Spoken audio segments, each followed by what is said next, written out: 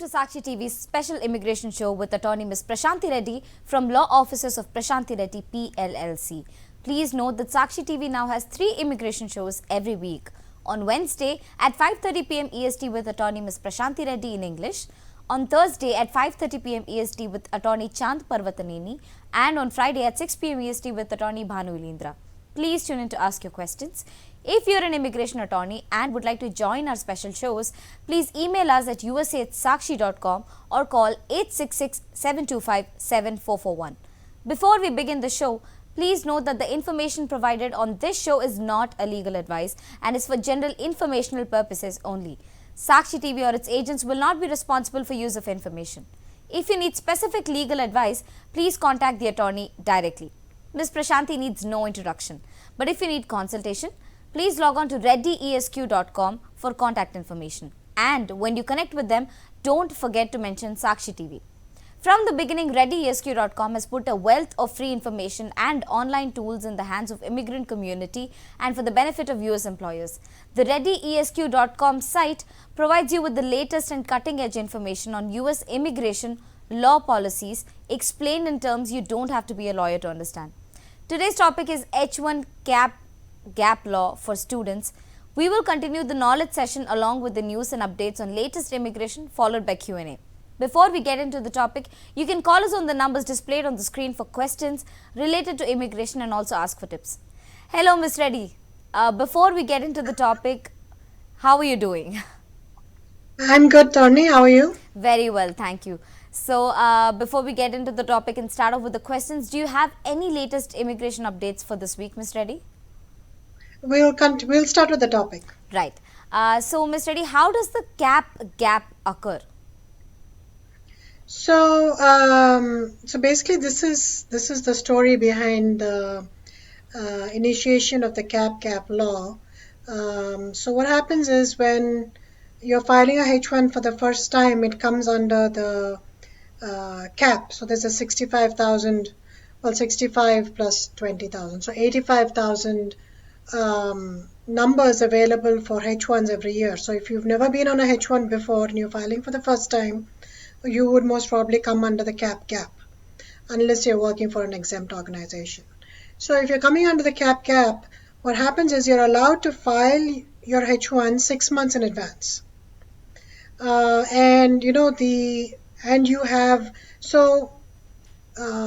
Just to again go back a little bit more, with the H1, we first start off with the H1B registration, which is just a simple online process whereby they collect some basic information, and based on that information, the beneficiary's name, company's name, etc., they run a lottery. Because always during the cap, even because there are only 85,000 numbers available, the number of people applying for the H1 are 4 times or 5 times the amount when compared to the numbers available. So obviously they cannot do first come first serve, because all the petitions arrive on the first day, which is the first possible day to file is April 1st. So in the past, all petitions would come in on April 1st, and since they cannot accept all the petitions and they can't, all of them came in the same day, they would have a lottery of all those petitions that came in on April 1st. So they were inundated by hundreds and thousands of applications, pretty much 400,000 applications this year. So what they would do is then do a lottery system, and based on a random lottery conducted by the computer, they would randomly pick out cases so that it's fair for everyone. But you have to file the entire application. Now, since 2019, they have started a new process, which is called the H1B registration process. So there's a pre-registration for H1s. Before you file the petition, in March, you're allowed to file a simple application online, and then that application is taken by USCIS and the lottery is run based on just that simple application instead of filing the entire petition. So that happens in March. That's like a pre-registration process. And once the lottery is done, they inform us of the who's been selected in the lottery by March 20th or so. before April 1st. And as of April 1st, we're allowed to file. The start date, remember the start date, the fiscal year start date for new H1Bs every year is October. It's not January. It's the start of the fiscal year, so it's October 1st. And since this H1B registration process started as per the law, they have to file within 90 days. So if it's April, then they have to file by June, right? So you are filing your H1 in advance, either 6 months in advance or, 3 months in advance, 4 months in advance, June, yeah.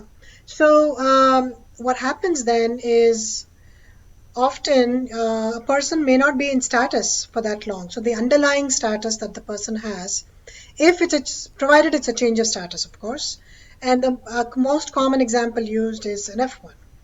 And there are a lot of, for the H1B cap cases, there are a lot of students that apply. More students than people coming from outside the country. So these students, when they apply, the people on F1 status, they have an underlying F1 status. But that underlying F1 status may not be valid until October 1st. So often, before this law came into existence, there would be a gap in their status. So sometimes they would have to leave the country and then come back on a H1. Sometimes they would have to keep on extending their F1 until October 1st and, lose OPT or CPT or whatever work status that they have. And so that was an inconvenience because to maintain status even after filing the H1 is not easy. So USCIS came up with this law called the cap law. So the cap law basically says that once the H1B petition is filed, what needs to be done is that the copy of the H1B petition has to be then given to the DSO, designated student officer, and then the DSO, based on the copy of the H1 and of course receipt, delivery, proof. So proof of delivery would be FedEx receipt or could be UPS or whatever courier services you're using. You make sure you use a courier service. Then based on that receipt from FedEx and acknowledgement from FedEx or UPS, they would then apply under CVIS for the cap.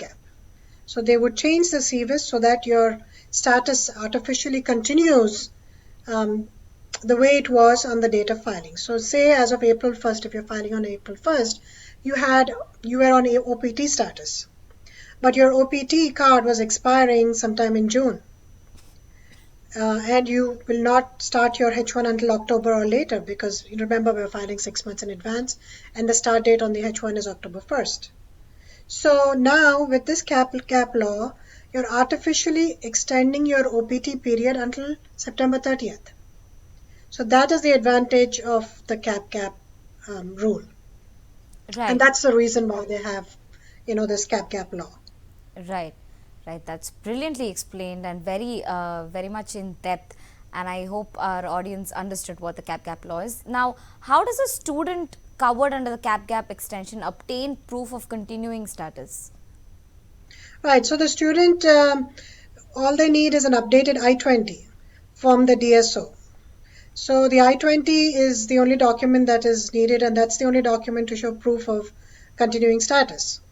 So basically, as I said earlier, the student should go to their DSO with evidence of a timely filed H1. So that could be, as I said, and remember, it should be a request for change of status. So it cannot be a request for consular processing, which means that in the H1B petition, you should request that you want to change status from F1 to H1. So if there is a proof of change of status, which will, be in the form, then the copy of such a petition plus a FedEx, UPS, USPS, certified mail receipt, whatever, showing delivery of the package, then the student's DSO will issue an interim cap I-20 showing, an extension. So the extension is given first in the interim because there's no receipt until June 1st. And then, it takes a month or so, or sometimes even less if it's premium processing, about a week. If they have premium processing for cap cases, most often they don't. But if they do, then, it's a week or it could be up to a month. So once a receipt is received, then they'll enter it, the DSO will enter it into the CVIS record and your cap gap will be extended. So whatever your status was as of the date of filing the H1, it will be extended until September 30th. So that's pretty much the CVIS record is something that's very important, because if the CVIS record is not updated, then as of the expiry of your say the example we're using is the OPT. As of the expiry of your EAD or OPT card, your CVIS will be cancelled and you will fall out of status. So it's very important that they enter that information into CVIS. So it's a two-step process: enter it into CVIS, and then also issue a new I-20. So that is your proof that you're in valid cap gap status. Right. Right. And what happens when the H1B petition gets denied, Ms. Reddy? Right. So you are on this cap gap status. You are issued the updated I-20. But if your H1B cap petition, because there's no guarantee of approval, it could get denied. It could get rejected because you didn't file it properly, and the time period to file it is over. It could be withdrawn by the employer because the employer has changed their minds and they don't have a job anymore, or whatever the reason might be. Or it could be approved and then revoked by USCIS.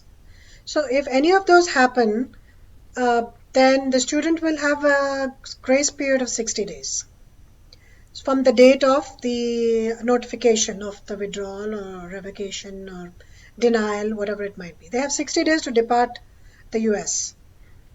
So that, of course, the 60 days period does not apply to an F1 whose accompanying change of status request is denied due to a status violation or a misrepresentation or fraud. You don't have the grace period of 60 days in that case, because you are not without fault.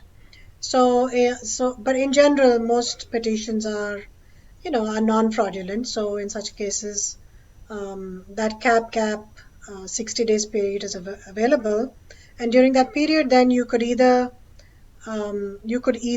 file for again an extension of your F1, or you could transfer schools and apply for a new program, or you could file a change of status to some other status. Say if you have a spouse who's on H1, you could change to a H4 dependent status.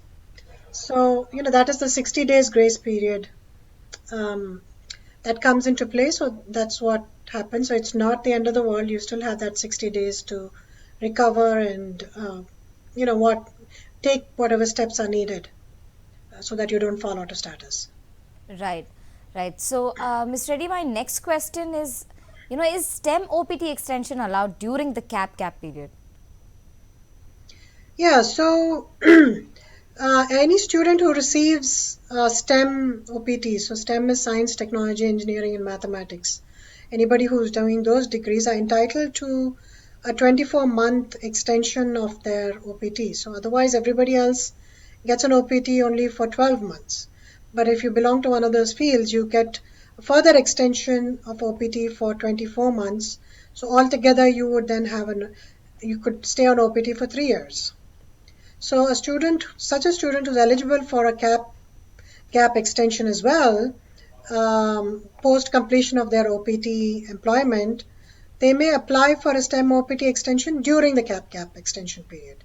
So even though they filed a H1, say they also want to file for the STEM OPT just to be safe, because they don't know if the H1 will get approved or not, they can do so. However, students cannot apply for a STEM OPT extension once the cap gap extension period is terminated. And we've discussed how it can be terminated. For example, if the H1 is rejected or denied or revoked or withdrawn, then such a period could be terminated, and then they will not be eligible for the cap gap extension anymore. Right. And how to fix the start date issues, Ms. Reddy? So just to give you a background, generally the OPT end date is September 30th, but there has been some controversy as to what should the H1B start date be. Can it be October 1st? Or can you also put a later start date beyond October 1st? So last year, or actually the year before, we had a lot of issues with H1s because a lot of H1s were actually being filed after October 1st because because of this H1B registration process, everything went out of whack. So there were 3 lotteries that were held, and the recent lottery was held this year. So in that case, it makes no sense to put a backdated start date of October 1st. So it becomes backdated. So then the start date has to be after October 1st. And then when that start date was put in the past, because the case was filed in November, say, because it was picked under the second lottery, not under the first lottery. So you had another 3 months to file your H1. So in that situation, actually H1s got denied, some of the H1s. And then there was a hue and cry about it. And the stakeholders, companies, attorneys brought it to the attention of USCIS, and there was a lawsuit basically because USCIS doesn't listen to anything unless they're forced to. So USCIS then went back on its policy and agreed that H1s for cap cases can have a start date of beyond October 1st. It doesn't have to be exactly October 1st. It could be November, December, January, whatever it might be, as long as you're not filing the petition more than 6 months ahead.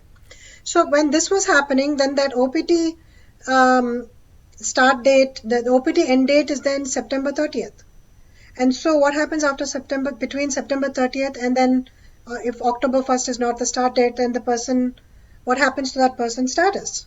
So because of these issues, the H1B employment, the DSO in such an instance may request a data fix in the CVIS record. So remember, because CVIS has to be updated at any cost.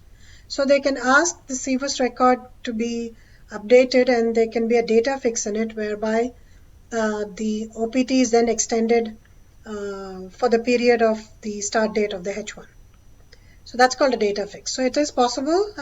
The DSO has to request that after going to the CVIS website by contacting the CVIS help desk. So, Ms. Reddy, we're talking about the cap gap law today, and my next question is, what happens if there is change in employment?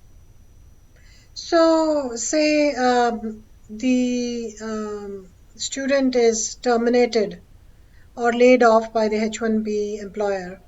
If the student has been approved for their change of status to an H1B, but is laid off terminated by H1B employer before the date that they officially obtain H1B status, then the student can retrieve any unused OPT if they have an expired EAD, and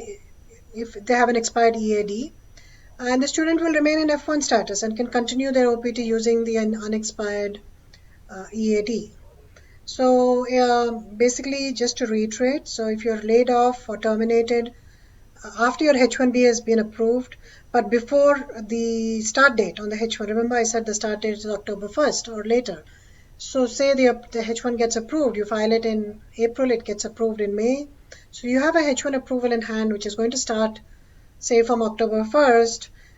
But in the meantime, you lose the project, or the employer had to downsize and decided to withdraw the offer of employment. Then what happens to your status? So if you are on OPT, the OPT cap gap, the H1B cap gap law says that you can then pick up your EAD. If you still have an unexpired EAD, then you can continue to be on that OPT EAD. But in order to do that, there's some things that must happen. The student needs to make sure that USCIS receives a withdrawal request from the petitioner before the H1 change of status goes into effect. So say in our example, if the H1 is starting on October 1st, before October 1st, the employer needs to withdraw the H1. This will prevent USCIS from changing the student status to a H1, because once October 1st comes, automatically the status gets changed to a H1, unless they receive a withdrawal before that. So say they don't receive that withdrawal, then there's a problem, because then the person will then have to leave the country because they're on a H1 now, but they're no longer on the H1 because, the change of status has been approved and comes into effect, but they're not working for that company anymore, so they pretty much fall out of status. So once the petition is withdrawn by the employer, the student must provide the DSO with a copy from USCIS. So once you withdraw it, USCIS will send a letter acknowledging the withdrawal. So when you get that letter, the student must inform DSO, and then DSO must then contact the CVIS help desk to request a data fix. Again, this is another data fix to prevent the student from getting terminated in this CVIS system, because otherwise, come October 1st, automatically in our example, the student will have a terminated CVIS status because they would have changed to a H1. The system will think that they changed to a H1. So, as I said, if USCIS doesn't receive that withdrawal request before October 1st, then what will happen is either the student has to leave, or the student will then need to stop working if they are on OPT, and then again file for a change of status form, a 9539 form a H1 to again an F1, and then wait for that status to get approved, and then continue their OPT based on the remaining period on their EAD. So that's the process if something changes midstream. So again, to reiterate, H1B employer has to withdraw the H1B petition prior to October 1st. The student has to find obviously employment appropriate to their OPT if they want to continue or get back to their OPT. If the period of OPT is expired,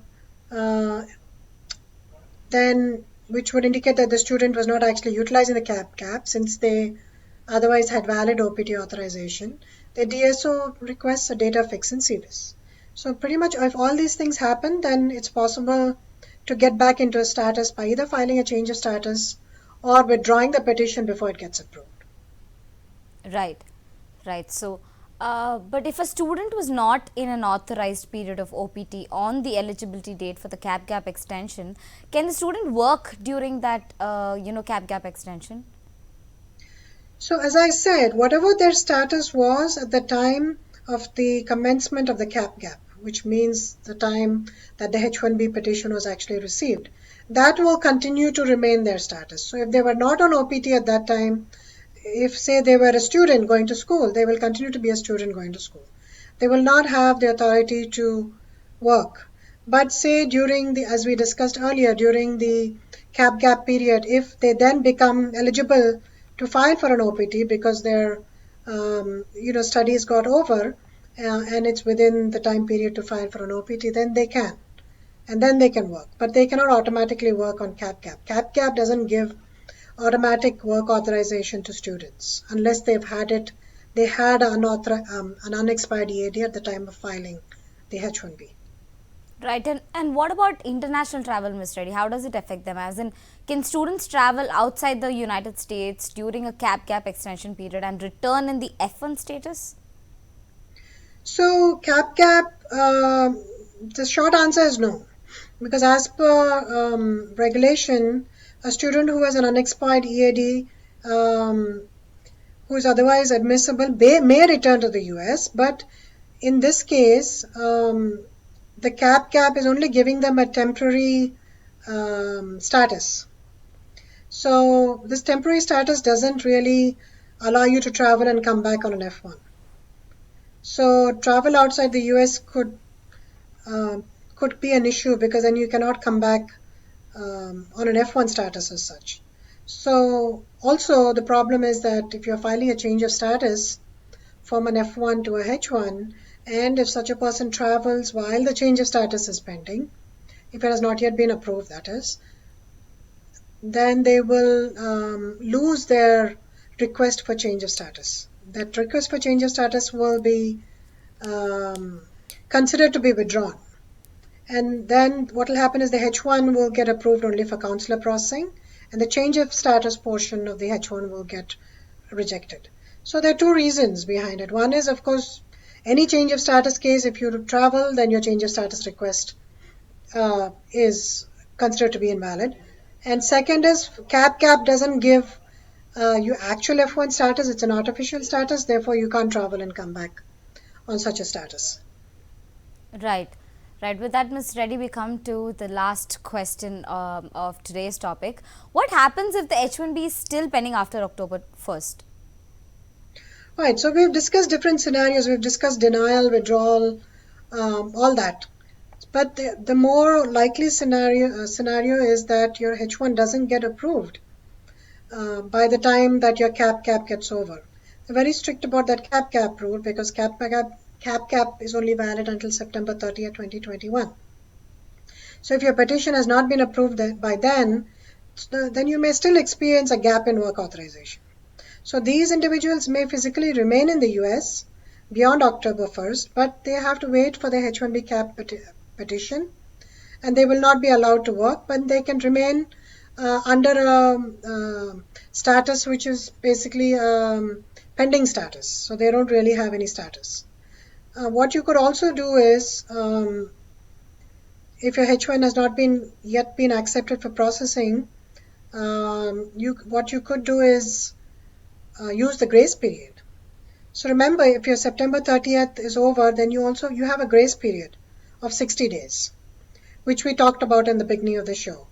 So that you can use that 60 days grace period to then either leave the country or apply for an I-20 transfer, meaning move to a different college, start a new program, or find some other way to work with your employer and your attorney to address your current status so that maybe you can file a change of status. So yeah, it is very hard if your H-1B petition doesn't get approved, and it's likely because not always is premium processing available for Right. H-1B cap cases. So in such instances, when premium processing is not available, it can take several months for the H-1 to get approved. Right. Right. So with that, Ms. Reddy, we come to the end of this show, and we're very thankful for all the information and valuable insights that you provide for us. Thanks, Tony. It's great to be on the show, and thanks for being a great host. Pleasure to host you, ma'am.